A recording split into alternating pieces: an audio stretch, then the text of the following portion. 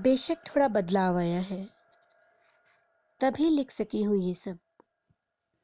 पर इन बदलावों के पीछे कुछ किस्से मन में द्वंद्व छिड़ जाते हैं। फिर जहन में हलचल मचनी शुरू। फिर कलम फिर कलम नहीं रुकती। देखा था उसे कई बार आंखें नीचे कर चेहरे को पल्लू से ढके। चेहरे और पीठ के नील निशान सब बयां कर देते थे। कहीं से नहीं लगता था कि वह कपड़े धोते समय फिसल कर गिरी है।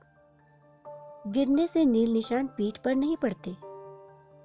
खेलते वक्त बचपन में मैं कई बार गिरी हूँ, कई बार चोटिल भी हुई हूँ। कभी घुटने टूटे तो कभी कोहनी पर। पीठ पर नील निशान तो कभी नहीं। दीदी, अस्पताल से लौटकर काम पर आऊंगी। देखा था उसके पीले जर्द चेहरे को, लड़खड़ाते कदमों को। आसानी से गर्भपात करवाने के आदेश को सहती। डांटने पर कहती, दीदी यही किस्मत लेकर पैदा हुए हैं। देखा था एक दिन सहेली की भाभी को, जब नौकरी पर जाने से पहले निभा जाती थी कई काम। आंखें सब बयां कर देती थी, जुबा और चेहरा हुनरमंद।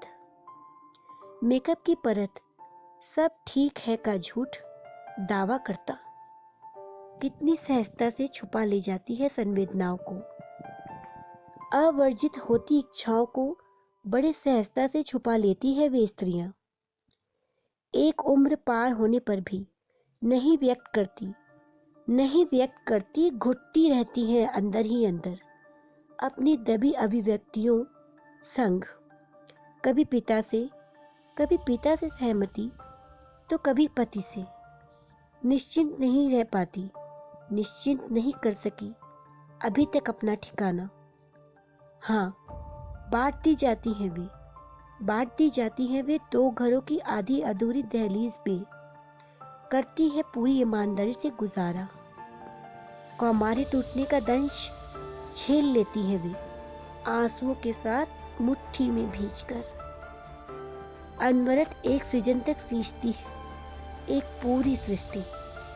लड़खड़ाती न जाने कितनी बार, फिर भी नियति को अपने सर माथे पर निरंतर जारी रखती है अपना सफर का सिलसिला। सिर्फ इसी आस पर कि एक उम्र में शायद वे कर सके विरोध। पर तब तक वह खुद ही हो जाती है अपंग, जब खुद की निर्मित सृष्टि भी करने लगती है नजरअंदाज। बेबस आंखें लिए एक बार फिर वह तकती रहती है ऊपर की ओर। पहली बार अपनी मर्जी से जब अवतरित हुई थी, हर बार जब हारने लगती है ना, तो उलझ जाती है खुद की नींदों से, सपनों से डरने लगती है। पलकों को बंद करने से डरती है वो। अभी तक ना नहीं कह सकी। जानती है जिस दिन ना करेगी ना, नोच ली जाएंगी वे। क्रिया चरित्र के नाम पर अलंकृत की जाएंगी कई उपमाओं से। कमजोर हो चुकी वह घुटती रहती है हर उम्र, हर ओहदे की, सावल हो या शुभ्रा। नहीं लांग पाती खुद की ही अवर्जित अभिव्यंजनाएं।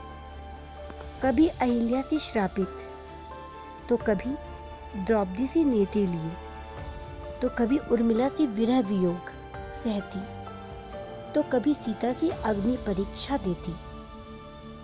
आज भी कायम है स्थितियां वैसी की वैसी।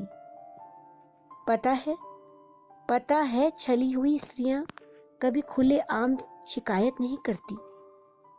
तभी पौरुष दंभ आज भी निश्चल कुलाचे मारता है और भरता रहता है अपनी मन मुताबिक उड़ान। स्त्रियों की तरफ हे नजर गाड़े। उफ, छली जाएंगी स्त्रियां हर रूप में सदियों तक। वे एक उम्र की अवधि लेकर अवतरित होती हैं और उस उम्र को समर्पित हो जाती हैं अपनी नीति के संग आखिरी पड़ाव में, जहां बगैर प्रश्न पूछे कर दी जाती है अग्नि के हवाले, कभी सुहागन बनकर तो कभी सफेद वस्त्रों के संग, निर्धारित परंपराओं के संग। सुनो, जी जाती हैं वे अपने को अपनी अंतिम यात्रा तक, एक अभेद रहस्य की भांति।